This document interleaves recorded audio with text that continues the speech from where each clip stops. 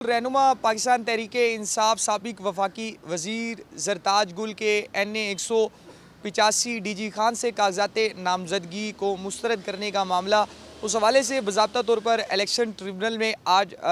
ज़रताज गुल की दरख्वास्त पर समाअत हुई है, जिसके ऊपर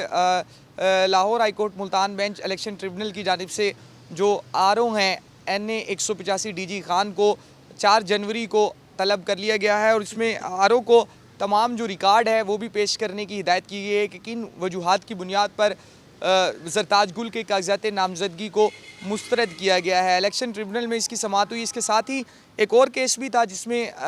लाहौर हाई कोर्ट से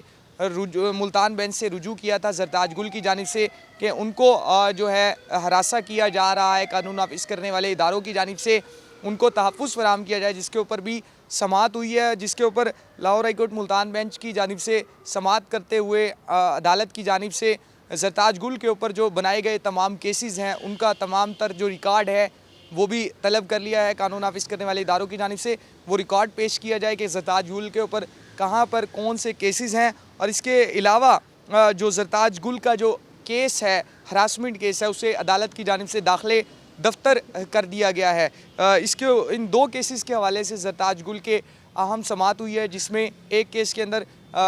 हरासमेंट केस के अंदर अदालत की जानिब से जो है केस को दाखिले दफ्तर किया गया है, रिकॉर्ड तलब किया गया है, जबकि जो कागजात नामजदगी मुस्तरद करने के खिलाफ जो केस की समाअत हुई है NA 185 DG खान के RO को जो है रिकॉर्ड समेत जो है वो अदालत की जानिब से तलब कर लिया गया है।